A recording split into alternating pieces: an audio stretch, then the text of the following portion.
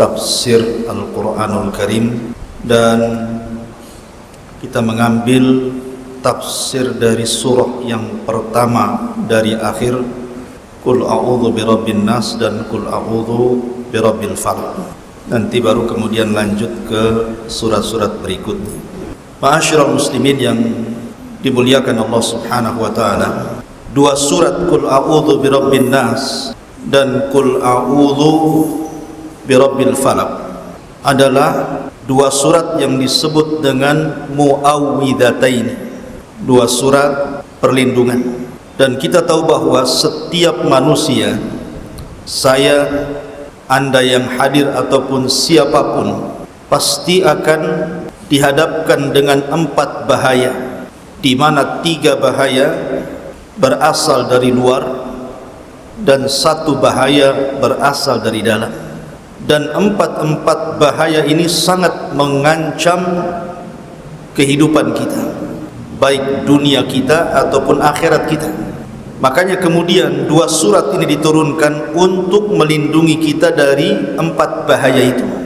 Bahaya banyak yang mengancam kita semua, akan tetapi yang paling bahaya adalah 4 bahaya yang Allah Subhanahu wa taala sebutkan dalam dua surat ini.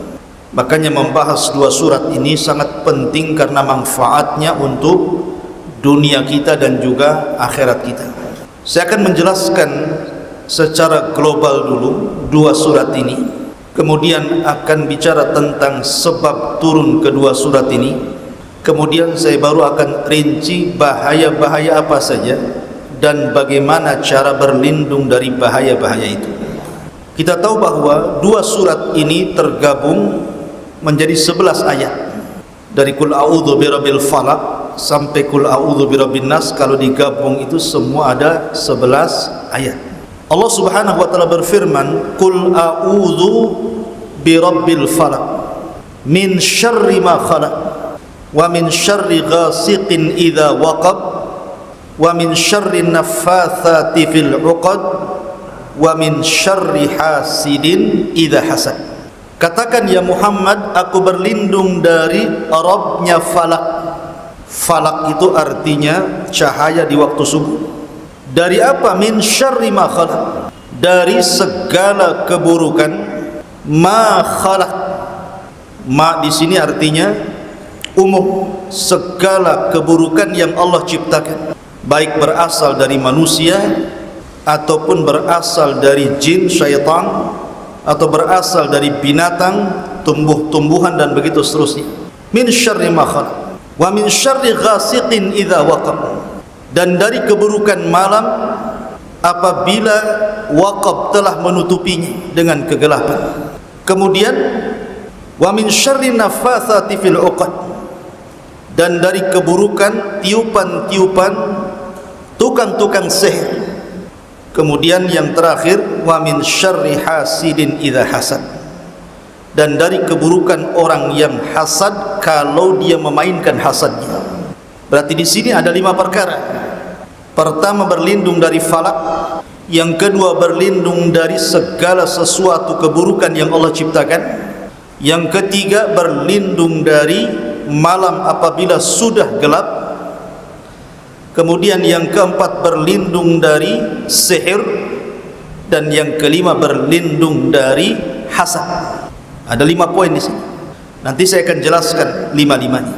Kemudian Allah Subhanahu wa taala berfirman lagi, Qul a'udzu birabbin nas, malikin nas, ilahin nas, min syarri waswasil khannas alladzi waswisu fi sudurin nasi minal jinnati wan nas. Katakan ya Muhammad, aku berlindung dengan Rabbnya manusia, penguasa manusia dan sesembahan manusia. Dari apa? Dari waswas.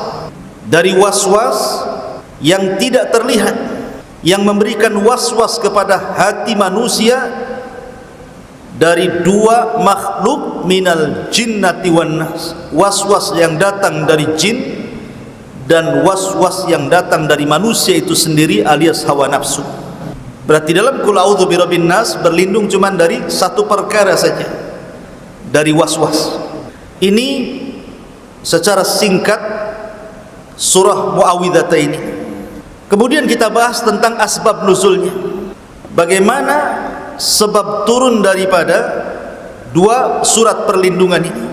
Ada yang mengatakan bahwa kedua surat ini adalah Makkiyah, artinya turun sebelum hijrah, dan ada yang mengatakan bahwa dua surat ini Madaniyah, artinya turun setelah hijrah Nabi SAW.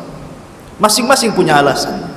Yang mengatakan bahwa kedua surat ini Makkiyah karena dalam tertib surat kita tahu bahwa sebelum surat ini ada surat Al-Ikhlas, kemudian surah Quraisy. Adapun suratul Quraisy ada kata-kata li'ila fi Quraisyin ila fihim rihlatasy syita'i was-sayf falya'bud rabb hadzal bait alladzi at'amahum min ju'in wa amanahum. Ada kata-kata wa amanahum min khauf, dan Allah yang memberikan rasa aman dari ketakutan. Lah salah satu mendapatkan rasa aman dari ketakutan adalah terhindar dari keburukan, dan salah satu terhindar dari keburukan adalah berlindung kepada Allah dari segala sesuatu keburukan yang Allah ciptakan, dari malam apabila sudah gelap, dari sihir dan dari orang yang hasad, kemudian dari was-was yang timbul dari jin dan juga manusia. Kemudian juga tartib ayat setelah suratul Ikhlas, Qul huwallahu ahad Allahus samad lam yalid walam yulad walam yakul lahu kufuwan ahad. Sebagaimana seseorang itu hanya menggantungkan diri kepada Allah dalam amalannya, maka dia pun harus meminta pertolongan dan perlindungan kepada Allah dari setiap keburukannya. Makanya Allah mengatakan Qul a'udzu birabbil falaq, kemudian Qul a'udzu birabbin nas. Kita harus mengikhlaskan dalam isti'adzah bahwa kita tidak boleh berlindung kecuali kepada Allah, dan tidak boleh meminta pertolongan kecuali kepada Allah Subhanahu wa taala. Dari sini karena dua surat itu Makkiyah, maka Muawwidhataini juga disebut Makkiyah. Adapun yang kemudian yang mengatakan bahwa dua surat ini adalah Madaniyah, dua surat ini adalah Madaniyah, artinya bahwa di zaman Nabi SAW, di zaman Rasul SAW itu ada seorang penyihir namanya Labid ibnu A'sam. Labid ibn A'sam, orang yang berasal dari Bani Zuraik, kemudian terpengaruh dengan Yahudi karena diasuh oleh seorang Yahudi, maka agamanya jadi Yahudi. Lah Labid bin A'sam ini terkenal tukang sihir di zaman itu. Lah orang-orang Yahudi Madinah itu, mereka dari dulu berusaha untuk menyihir Nabi SAW, tapi tidak bisa. Akhirnya kemudian orang-orang Yahudi datang kepada Labid ibn A'sam, disuruh untuk menyihir Nabi SAW. Lah Labid bin A'sam ini setelah kemudian diberikan tawaran yang besar dari harta dan kekayaan, akhirnya dia mau. Maka disebutkan di dalam hadis yang sahih dari Aisyah radhiyallahu anha. Jadi Aisyah radhiyallahu anha menceritakan bagaimana terkena sihirnya Rasul sallallahu alaihi wasallam. Jadi suatu ketika Nabi sallallahu alaihi wasallam setelah disihir oleh Labid bin A'sam ini, akhirnya Nabi sallallahu alaihi wasallam terkadang melakukan sesuatu yang tidak pernah dilakukannya. Contohnya umpamanya Rasul tiba-tiba mandi junub, padahal dia tidak junub, tidak pernah mendatangi istrinya, tapi dia perasaan sudah mendatangi istrinya, kemudian besoknya dia junub. Ada juga yang mengatakan bahwa Nabi SAW dilemahkan badannya. Nabi itu kan punya kekuatan sama dengan 40 laki-laki kekar kan gitu. Tapi ketika kena sihir melemah dia. Lah akhirnya melihat kebingungan itu, Aisyah radhiyallahu anha bertanya kepada Rasul. Mungkin bahasa kita, kok nampaknya anda bingung wahai Rasul, ada apa? Maka kemudian Nabi SAW tengah malam dia salat sampai mendekati waktu fajar. Rupanya terkantuk, akhirnya tertidur sesaat. Disitulah malaikat Jibril turun dengan dua malaikat yang lainnya mendatangi Nabi SAW. Jibril duduk di hadapan kepala Rasul, dan kedua malaikat berada di kaki Nabi sallallahu alaihi wasallam. Kemudian Jibril bertanya kepada kedua malaikat, "Kenapa? Ada apa dengan Muhammad sallallahu alaihi wasallam ini?" Maka dua malaikat mengatakan, "Matbub." Boleh jadi dia terkena sihir. Karena orang Arab, mereka menganggap tukang sihir itu tabib. Karena di zaman jahiliyah itu justru kalau mereka ada masalah, sakit atau apa, mereka datang ke dukun. Maka mereka mengistilahkan dukun itu tabib. Mungkin dia terkena sihir. Kemudian Jibril mengatakan, "Man saharahu?" Siapa yang menyihirnya? Maka dua malaikat itu mengatakan, "Labid banatu Labid ibn A'sam." Anak-anak perempuan Labid bin A'sam, atas suruhan Labid bin A'sam. Kemudian kata malaikat Jibril, "Lalu di mana bukhulnya?" Akhirnya kemudian dua malaikat mengatakan, bukhulnya dari sisir yang dicuri oleh putri Labib ini. Dalam sisir itu ada 11 rambut Rasul. Kemudian kata Jibril, "Lalu di mana diletakkan bukhul itu?" Maka dua malaikat mengatakan diletakkan di sumur Ranunah. Maka ketika itu Jibril disuruh untuk membacakan dua surat yang merupakan sebab turunnya dua surat ini dan dijadikan ruqyah, meruqyah Nabi sallallahu alaihi wasallam. Qul a'udzu birabbil falaq. Lepas satu ikatan. Min syarri ma khalaq, lepas dua ikatan. Wa min syarri ghasiqin idza waqab, lepas tiga ikatan. Wa min syarri naffatsati fil 'uqad, lepas empat ikatan. Wa min syarri hasidin idza hasad, lepas lima ikatan. Kemudian dibaca qul a'udzu birabbin nas, keenam lepas. Setiap satu ayat lepas ikatan itu. Karena bukhul yang diletakkan di sumur Ranunah itu 11 bukhul, karena 11 helaian rambut Rasul. Makanya dua surat ini kalau digabung menjadi 11 ayat, sama dengan jumlah rambut Nabi SAW yang terikat di sisi itu. Maka setelah dibacakan kemudian ayat itu, terlepaslah sihir Nabi SAW. Kemudian keesokan harinya Nabi SAW mengajak Ali dan salah seorang sahabat untuk melihat sumur itu. Ternyata dilihatnya sumur itu airnya berwarna kuning dan terlihat ada kepala-kepala syaitan di dalamnya. Ketika Ali mengatakan, "Ya Rasulullah, apakah saya perlu turun mengambil bukhul itu?" Kata Rasul, "Jangan, nanti akan mempengaruhi orang-orang yang di atas permukaan bumi. Lebih baik dikubur saja sumur itu." Akhirnya dikubur sumur itu. Dari sini menunjukkan bahwa kalau untuk menghilangkan sihir, maka dihancurkan bukhulnya. Ma'asyiral muslimin, dari sinilah kisah sebab turun inilah. Dan sihirnya Labid bin A'sam ini terjadi di kota Madinah. Maka sebagian para ulama menganggap dua surat ini adalah madani, turun setelah hijrah Nabi sallallahu alaihi wasallam. Ini pembahasan yang kedua sebab turun Muawwidhataini. Baik, kita rinci. Allah Subhanahu wa taala mengatakan, "Qul a'udzu birabbil falaq." Katakan ya Muhammad, aku berlindung dari Rabb pemilik falak.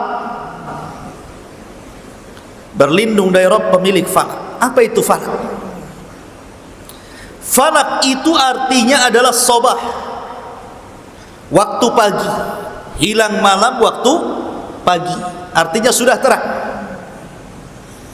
Atau diartikan nur, cahaya.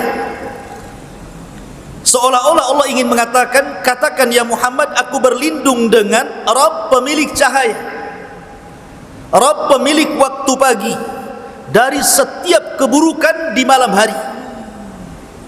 Karena malam itu keburukannya luar biasa.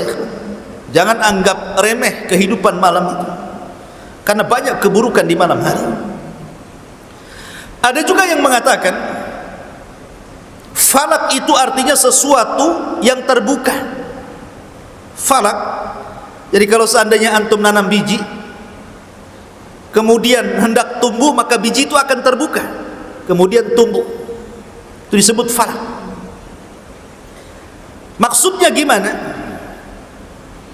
Di dalam Al-Quranul Karim Allah mengatakan, awalam yaral ladzina kafaru anna as-samawati wal ard kanata ratqan fafataknahuma wa ja'alna minal ma'i kulla syai'in hayyin afala yu'minun. Kata Allah, tidakkah orang-orang kafir itu melihat dulu langit dan bumi itu kanata ratqan, keduanya itu bersatu seperti ini. Jadi langit dan bumi itu bersatu. Kalau sekarang kan langit di atas, bumi di bawah. Dulu bumi dengan langit itu ratqan, artinya bersatu. Fafataknahuma, kemudian kami pisahkan. Maksudnya begini, awal penciptaan itu dimulai daripada ratqun, kemudian fatkun, kemudian falqun, kemudian khalqun. Paham antum? Saya yakin nggak paham. Ratkun artinya melekat. Langit dan bumi itu melekat. Itu disebut ratkun. Adapun yang kedua fatkun, kemudian meledak, dipisahkan. Ada namanya teori Big Bang. Pernah antum dengar teori Big Bang? Penciptaan alam semesta itu. Ya. Kemudian terpisah, terjadi ledakan. Maka Allah pisahkan langit sendiri ke atas dan bumi ke bawah.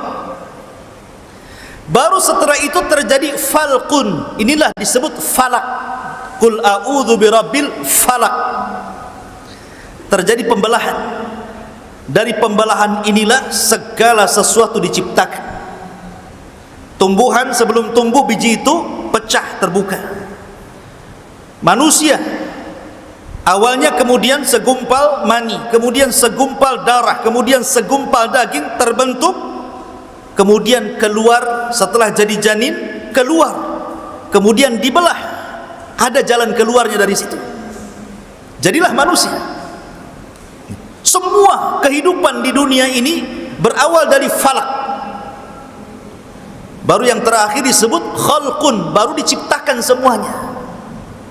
Itu sebagian ulama mengartikan falak di situ. Jadi dimulainya penciptaan manusia itu dari falak. Ada juga yang mentafsirkan seperti itu. Tetapi kebanyakan ahli tafsir mengatakan qul a'udzu birabbil falak, maksud falak di sinilah falaqis subhi. Falak subuh. Karena Allah mengatakan falikul isbahi wa ja'alal laila sakana. Ma'asyiral muslimin yang dimuliakan Allah Azza wa Jalla, qul a'udzu birabbil falaq. Kemudian Allah mengatakan min syarri ma khalaq, dari setiap keburukan yang Allah ciptakan. Jadi kita harus berlindung dari segala sesuatu yang buruk yang Allah ciptakan. Kalimat a'udzu, aku berlindung, atau dalam bahasa tauhid disebut isti'adzah, meminta perlindungan. Itu memiliki rukun namanya arkanul isti'adzah. Dan rukun isti'adzah itu terbagi menjadi 3. Ada al-musta'adzu bihi, ada al-musta'adzu minhu, ada al-musta'idz. Adapun al-musta'adz bihi maksudnya Allah. Kita meminta perlindungan kepada siapa? Kepada Allah. Karena siapapun yang meminta perlindungan kepada selain Allah, berarti dia jatuh kekufuran dan kesyirikan. Makanya Allah mengatakan dalam suratul Jin, kana rijalun minal insi ya'udzuna birijalin minal jinni fazaduhum rahaqa. Ada sebagian manusia meminta perlindungan kepada jin, maka manusia tambah kufur. Maka tidak boleh berlindung kecuali kepada Allah Azza wa Jalla. Itu disebut musta'adzu bihi. Kemudian al-musta'adzu minhu, dari apa antum minta perlindungan kepada Allah? Dari segala makhluk yang Allah ciptakan. Karena tidak semua makhluk yang Allah ciptakan itu baik. Ada makhluk-makhluk yang jahat. Manusia ada yang baik, ada yang jahat. Binatang sama, ada yang baik, ada yang jahat, ada yang membunuh, berbisa, dan begitu seterusnya. Tumbuh-tumbuhan ada yang bisa dimakan, ada yang tidak. Buah-buahan juga sama. Air juga sama kan, ada hujan, kadang-kadang hujan baik, ada juga hujan bawa banjir kan itu. Sampai kebanjiran pula di Kepri gitu kan. Kan ada yang baik, ada yang buruk ciptaan Allah itu.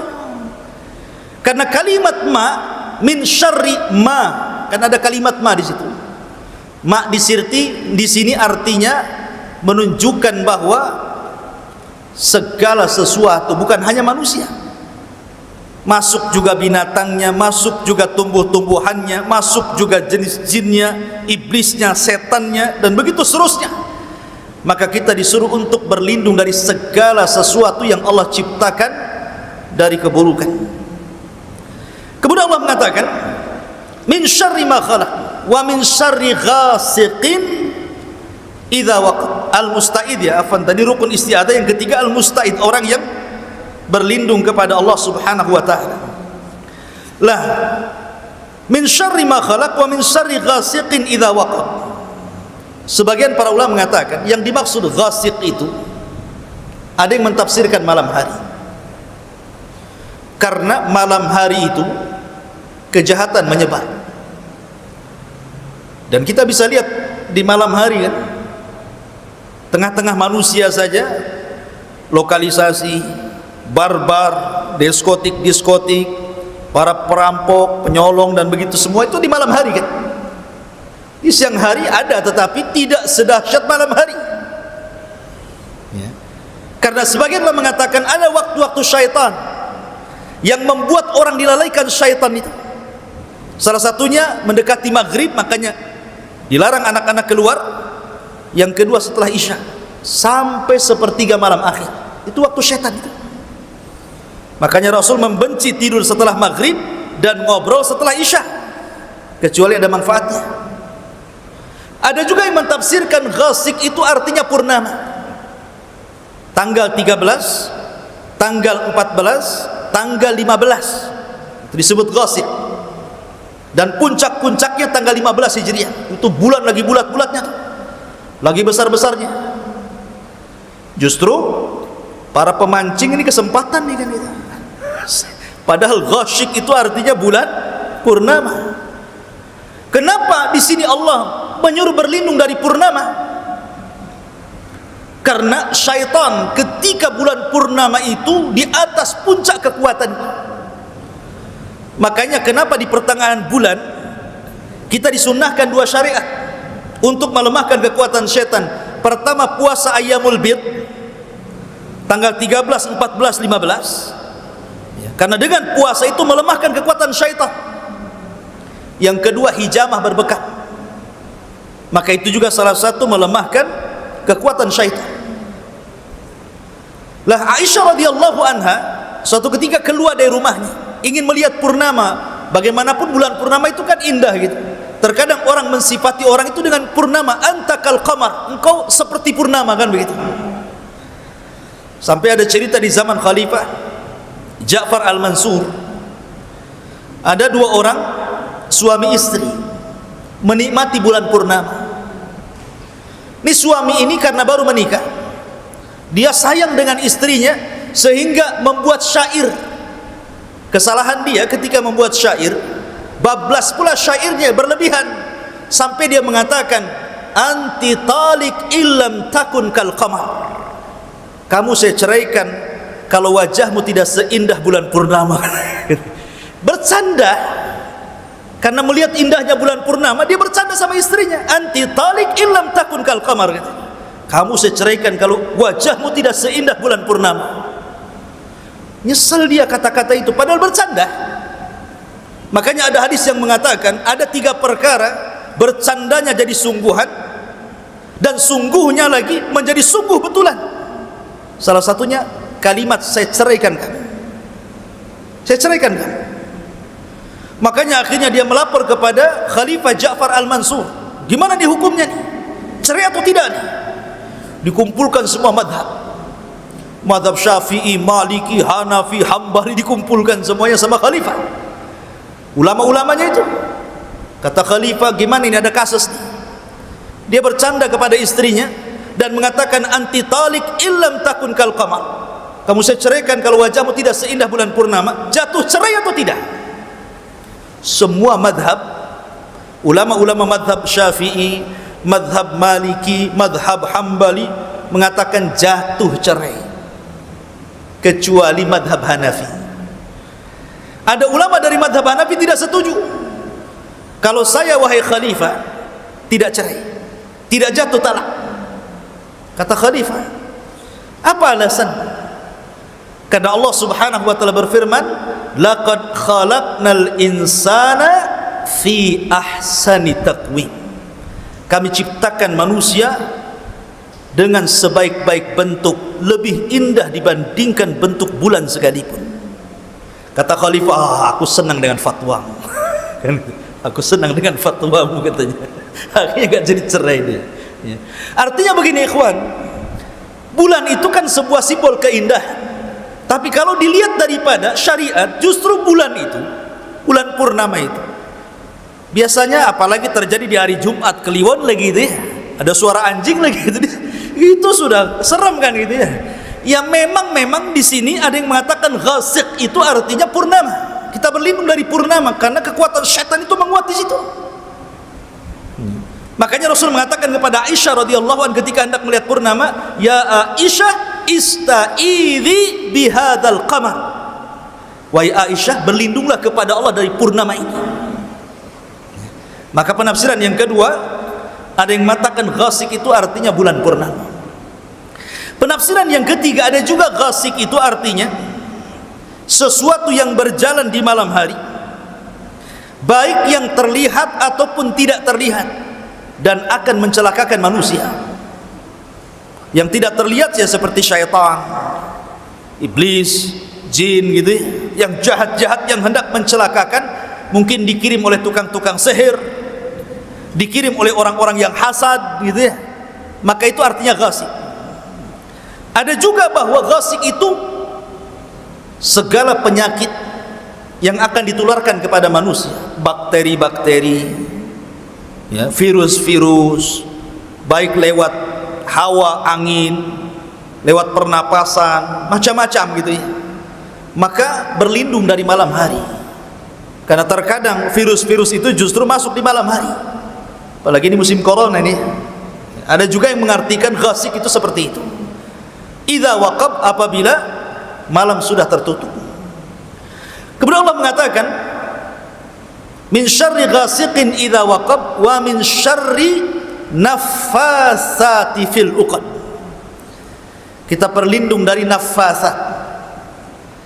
Ada nafsun, ada nafkhun, ada naflun namanya. Bahasa Arab kan gitu ya. Kalau nafsun, dia niup tapi tidak keluar ludah. Enggak keluar ludahnya, itu disebut nafkhun, apa? Nafsun, naffasat.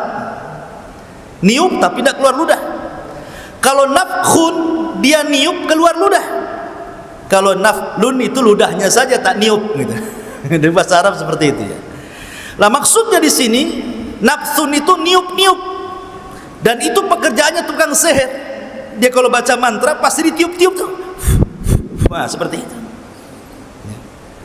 Kemudian di sini Allah mengatakan nafasat menggunakan muannas, tidak menggunakan mudzakkar. Menggunakan lafaz perempuan, tidak menggunakan lafaz laki-laki. Kata para ulama, karena sihirnya seorang wanita lebih hebat dibandingkan sihirnya seorang laki-laki. Kenapa? Kenapa perempuan kalau jadi tukang sihir lebih sakti dibandingkan tukang sihir laki-laki? Alasannya karena perempuan ini kalau sudah kufur sekali. Dia akan menjual dirinya betul-betul untuk syaitan.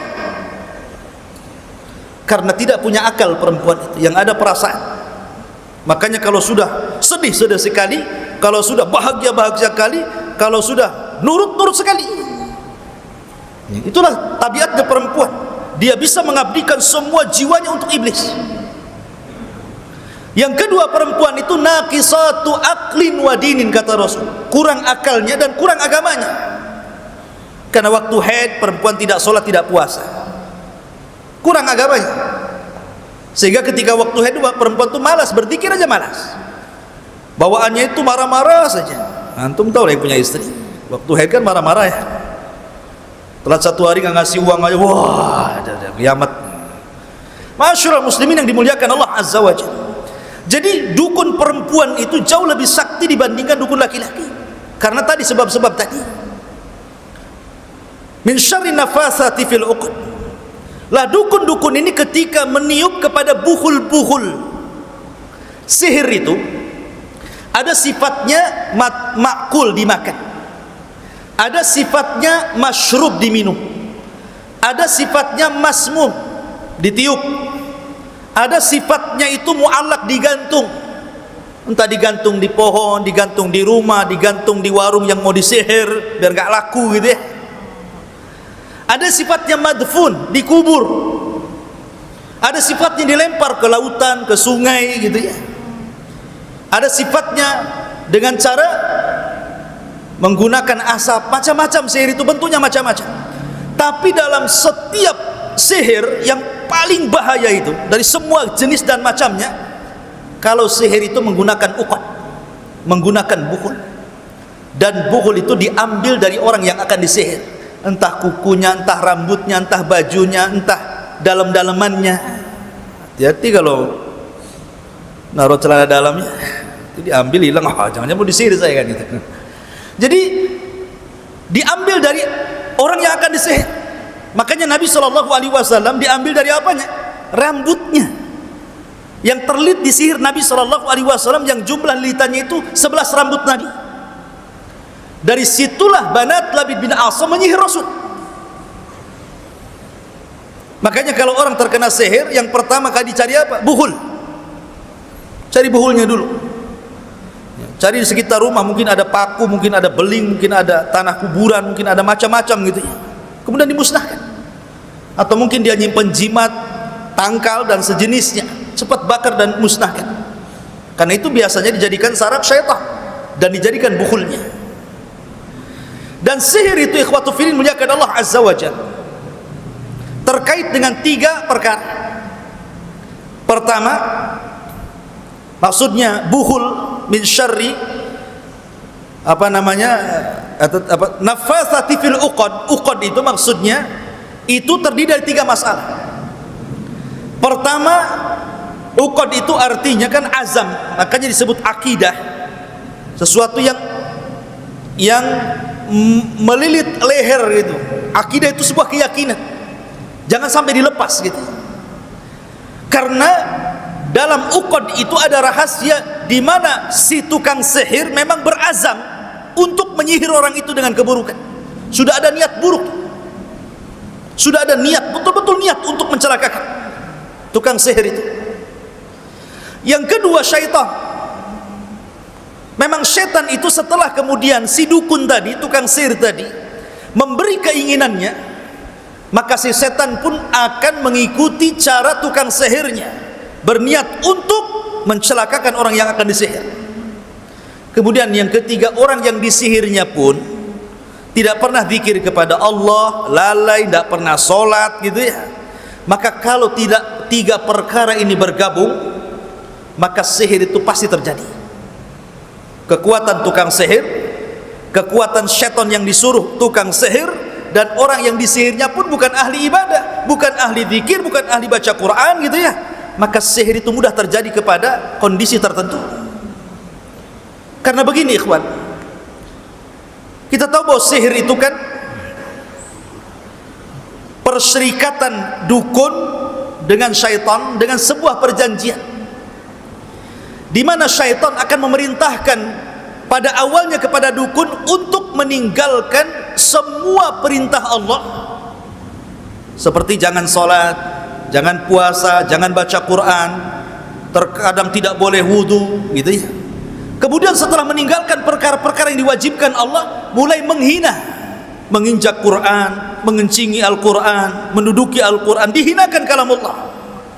Baru setelah itu jin akan memberikan keinginannya, karena dia sudah menghambakan kepada dirinya. Dari situ jin akan berusaha untuk melakukan apapun keinginan tukang sihir. Lah orang kalau yang disihir itu memang orangnya ahli ibadah, ahli taat, ahli zikir, maka sihir tidak mungkin terjadi kecuali karena izin Allah Subhanahu wa taala. Karena dia ahli ibadah. Bisa terkena, bisa tidak. Tapi kalau dia ahli maksiat, memang tidak pernah ibadah kepada Allah Subhanahu wa taala, maka biasanya tidak pernah meleset sihir itu. Maka dari sini ma'asyiral muslimin yang dimuliakan Allah Azza wa Jalla, Allah meminta kita untuk berlindung dari sihir. Dan cara untuk meninggalkan ataupun menghindarkan diri dari sihir banyak.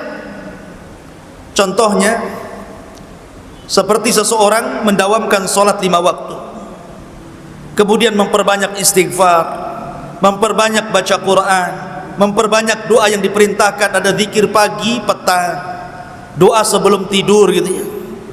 Kemudian membaca surah kursi, membaca Al-Fatihah, termasuk juga membaca akhir surah Al-Baqarah, termasuk juga kalau dalam dunia perobatan bisa juga sihir itu dihilangkan dengan makan kurma ajwa 7 butir setiap hari. Makan pagi 7 butir kurma ajwa. Ajwa itu kurma yang hidup di kota Madinah, itu semua disebut ajwa. Makanya kalau ada orang yang haji umrah, pesankan beli kurma di Madinah, kurma ajwa. Kalau pagi makan 7 butir, maka sampai sore akan dilindungi dan tidak mungkin terkena sihir. Ataupun obat-obatan yang menjadikan sumpah dalam Al-Quran, watin, makan buah tin, wazaitun, makan buah zaitun, waturi sinin. Waturi sinin ini maksudnya lembah. Lembah itu hidup tawon-tawon itu. Berarti yang dimaksud waturi sinin di sini adalah madu. Minum madu. Wa hadzal baladil amin, maksudnya Mekah disyaratkan kepada Zam-Zam, minum air Zam-Zam. Itu juga bagian daripada bisa mengobati daripada sihir. Termasuk juga air yang diruqyah kemudian mandi dan diminum, itu pun bagian daripada pengobatan ruqyah. Kemudian Allah mengatakan wa min syarri hasidin idza hasad, dan berlindung dari hasad apabila memainkan hasadnya. Kenapa di sini Allah mentakkid dengan kalimat idza hasad? Orang yang hasad kalau dia melakukan hasad. Kenapa kalau melakukan hasad gitu bahasanya? Karena setiap manusia itu pasti punya hasad. Saya, Anda, siapapun tidak mungkin tidak melainkan punya hasad dalam hatinya. Tapi hasad itu tidak bahaya. Hasad itu akan bahaya kalau dimainkan, ya, dimainkan oleh orang yang hasad itu tidak suka dengan kenikmatan yang Allah berikan kepada dia. Karena hasad itu artinya zawalun ni'mah, berangan-angan untuk menghancurkan nikmat orang. Dan biasanya hasad itu tidak lepas dari penyakit mata yang disebut dengan ain. Penyakit mata bagian daripada sihir. Karena orang yang hasad itu ada jinnya dalam tubuhnya. Kemudian jinnya itu akan berada di pandangannya, sehingga yang dipandang akan rusak.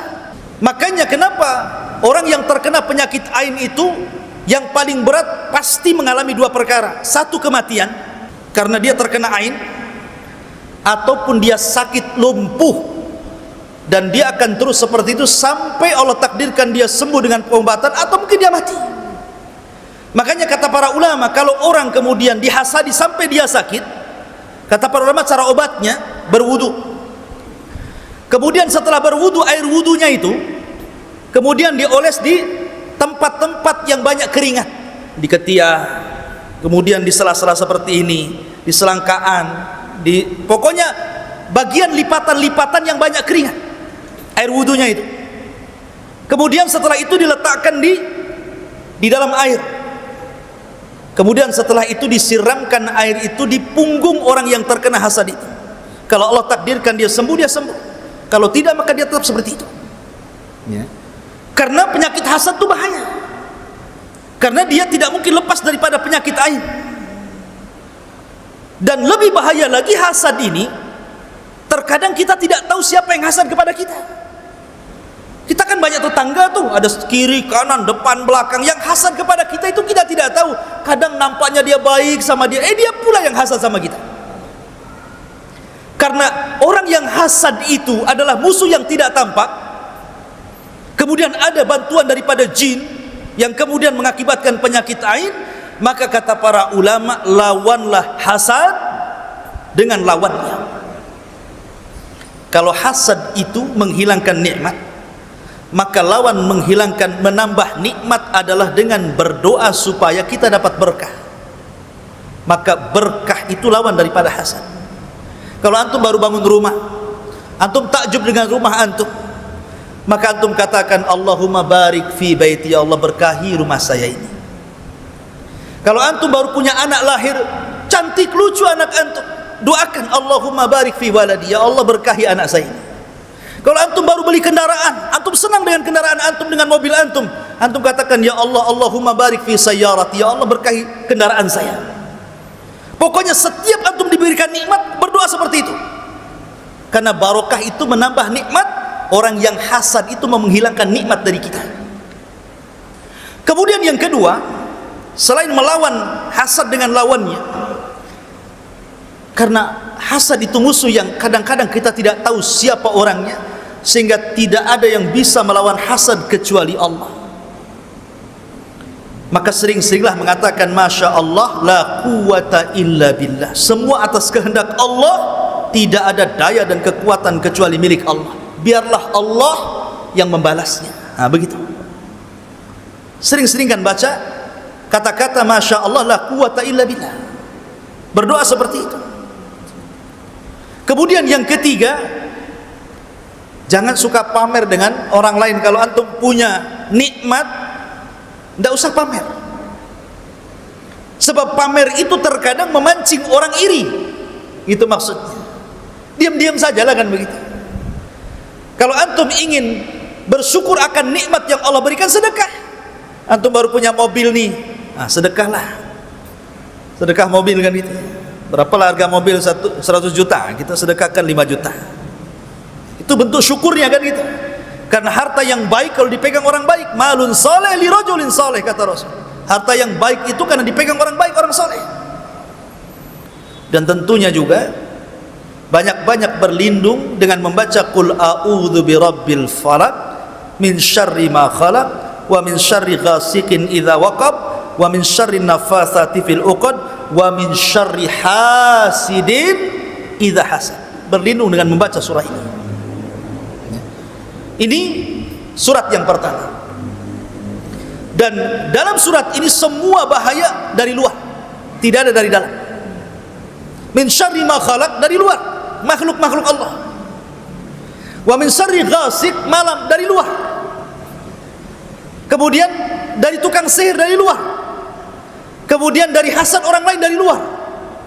Tapi ada bahaya yang paling bahaya, melebihi bahaya-bahaya ini, karena munculnya dari dalam. Allah mengatakan, Qul a'udzu birabbin nas, malikin nas, ilahin nas. Lihat, di permulaan ayat saja itu sudah beda. Kalau kita berlindung dari 4 bahaya pada surah Al-Falaq tadi, kita hanya suruh berlindung dengan 1 nama Allah saja, Rabb Falaq. Tapi ketika kita berlindung dalam surah Qul a'udzu birabbin nas, kita disuruh untuk berlindung dengan 5 nama Allah. Rabbun nas 1, Malikin nas 2, Ilahin nas 3. Kenapa berlindung sampai dengan 3 nama Allah? Karena bahayanya jauh dibandingkan bahaya yang tadi. Qul a'udzu birabbin nas, aku berlindung dengan Rabbnya manusia. Malikin nas, rajanya manusia. Ilahin nas, sesembahannya manusia. Min syarri, min waswasil khannas, alladzi waswisu fi sudurin nas minal jinnati wan nas. Dari apa? Dari waswas. Waswas itu di mana? Waswas itu di dalam dada kita ini, waswas. Dan waswas itu bersumber dari 2 perkara. Pertama, sautun nafsi. Yang kedua, sautus syaitani, suara hawa nafsu yang memerintahkan kepada keburukan. Itu disebut waswas. Kalau antum mau ngaji, nggak jadi, lapar nih, lebih ke warung aja lah. Itu was-was tuh. Mau ke masjid, malas sekali nih. Itu was-was. Jadi kalau seandainya ada suara hati, yang suara hati ini kemudian mendorong untuk melakukan keburukan, itu disebut was-was. Makanya Allah mengatakan, wa inna nafsa la ammaratun bisu. Terkadang jiwa itu memerintahkan manusia kepada keburukan. Kemudian yang kedua, sautus syaitan, bisikan dari setan. Bisikan dari syaitan. Bahayanya ikhwan, kalau orang ini terpengaruh dengan bisikan jiwanya, kemudian terpengaruh dengan bisikan syaitan, maka dua keburukan akan menjadi satu, rusak orang ini. Kenapa demikian? Penyakit manusia itu dua yang bahaya. Pertama syubhat, yang kedua syahwat. Syubhat merusak agama, syahwat merusak dunia. Syubhat berasal dari syaitan, dan syahwat berasal dari manusia, dari jiwa kita yang buruk itu. Karena kalau syahwat itu merusak akhlak, dunia kita dirusak, akhlak kita jadi jelek. Suka berzina, minum khamar, berjudi, berdusta, menipu, merampok, macam-macam. Itu syahwat namanya. Tapi kalau syubhat itu merusak agama, malas sholat, malas baca Quran, malas ngaji, belajar ajaran sesat. Nah, itu namanya syubhat namanya. Makanya manusia itu ikhwan, apabila tidur nanti antum pulang dari sini antum tidur, maka kita disunnahkan membaca doa sebelum tidur, dan disunnahkan berwudu. Maka siapa yang berwudu sebelum tidur, kemudian dia berdoa berlindung kepada Allah, membaca surat kursi, muawwidhataini, surah al-ikhlas, kemudian dielap-lap, diusap-usap ke seluruh badannya 3 kali, maka ketika tidur di samping kirinya ada malaikat, samping kanannya ada malaikat. Setiap dia berguling ke kanan, malaikat sebelah kanan mengatakan Allah ampuni orang ini. Setiap berguling ke kiri, malaikat mengatakan ampuni orang ini, sampai dia terbangun. Tapi kalau tidak berwudu, tidak berdoa, main gapruk saja kemudian dengan bantalnya, maka setan datang, diikatnya tengkuk kita 3 ikatan. Dan ingat bahwa sering saya katakan, Barat membagi otak manusia itu otak kanan dan kiri, tapi Islam Al-Quran membagi bahwa otak itu otak depan dan belakang. Itu yang benar. Otak depan itu disebut nasiyah ubun-ubun, otak belakang itu disebut tengkuk namanya. Lah ubun-ubun manusia tidak bisa dikuasai syaitan, karena Rasul yang berdoa nasiyatim biyadi, ubun-ubunku ada di tangan Allah, sehingga setan tidak bisa mempengaruhi otak depan. Setan itu hanya bisa mempengaruhi otak belakang yang disebut dengan tengkuk. Disitulah setan akan mengikat kita 3 ikatan di situ. Apabila tengah malam, maka setan sengaja tidak membuat antum bangun. Setelah dia ikat 3 ikatan, dia tidur di lubang hidung. Kalau dia ingin kencing, toiletnya telinga kita. Jadi kalau sudah mendengar adzan subuh, setan bangun, kemudian dikencingi telinga kita, kemudian dikatakan sambil dibisikkan, nim naumatan tawilah, tidurlah, tidur, malam masih panjang. Gitu ya. Akhirnya malas dia. Makanya apabila dia terbangun, 1 ikatan lepas. Kalau dia wudu, 2 ikatan lepas. Kalau dia sholat, 3-tiganya lepas. Jadilah dia nasyatan tayyibun nafsi, kata Rasul. Maka di pagi hari dia akan semangat, jiwanya bersih. Makanya kalau orang soleh walaupun malamnya tidur sedikit, terkadang dibuat tahajud, di pagi hari dia tidak pernah ngantuk, tetap semangat hidupnya. Tapi orang pemalas, walaupun dia tidur 24 jam, pagi hari tetap aja bawaannya nguap saja kan itu. Karena diikat di sini sama setan, belum diambil ikatannya. Coba 1 hari 3 ikatan, 2 hari 6 ikatan, 3 hari 9 ikatan, 100 hari dia nggak sholat subuh. Wah, itu benang dah kusut kali itu. Dari mana ditariknya itu? Dari sini ma'asyiral muslimin yang dimuliakan Allah Azza wa Jalla, maka setan itu akan menguasai tengkuk. Dari tengkuk inilah setan masuk dari jalan darah kita. Kata Rasul, inna syaitan yajri majra dami ibni Adam. Setan itu masuk dari jalan darah manusia. Ketika setan masuk dari jalan darah manusia, masuk ke hati kita, mulailah dia buat was-was kita. Kalau seandainya dia orang baik, jiwanya juga baik, dia akan berlindung kepada Allah, setan akan lari dari tubuh kita. Tapi kalau dia jahat, maka suara setan akan bergabung dengan suara bisikan jiwa. Klop dia, syubhat syahwat terkumpul, dialah sejahat-jahatnya manusia di permukaan bumi. Ma'asyiral muslimin yang dimuliakan Allah, makanya kenapa bahaya was-was itu? Karena was-was itu ada di hati setiap manusia, di dada setiap manusia. Kalau musuh yang 4 tadi, bahaya yang 4 itu bisa kita hindari. Bahaya malam, bahaya sihir, bahaya hasad, macam-macam bisa kita hindari, kan itu perkara luar. Tapi menghindari dari was-was ini caranya gimana? Antum datang ke rumah sakit, dok tolong keluarkan jantung saya, jangan kau masuki lagi. Mati nggak tuh? Mau kasih jantung pisang? Orang kalau dicabut jantungnya mati. Artinya karena tidak mungkin jantung ini dikeluarkan, hati itu tidak mungkin dikeluarkan, maka was-was itu akan nempel terus di situ. Makanya kenapa? Karena kita tidak bisa menghilangkan hawa nafsu, minimalnya ditekan hawa nafsu itu. Makanya Rasul mengatakan orang yang jago itu bukan orang yang ahli gulat, bukan petarung, bukan petinju, tapi orang yang jago itu adalah orang yang bisa menekan hawa nafsunya. Hawa nafsu hanya bisa ditekan, tidak bisa dihilangkan.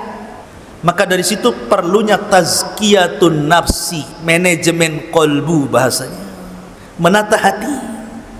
Hanya dengan cara itulah hawa nafsu bisa ditaklukkan. Lah dari sini ma'asyiral muslimin penting kita mempelajari tafsir 2 surat ini, karena memang kalau kita tidak tahu bahaya kita dari luar dan dalam, maka dikhawatirkan kita akan terkena bisikan syaitan dan bisikan hawa nafsu, sehingga kita tidak bisa mengkontrol kehidupan kita, hancur dunia kita, hancur pula akhirat kita. Wallahu a'lam bishawab. Ini tafsir singkat Muawwidhataini.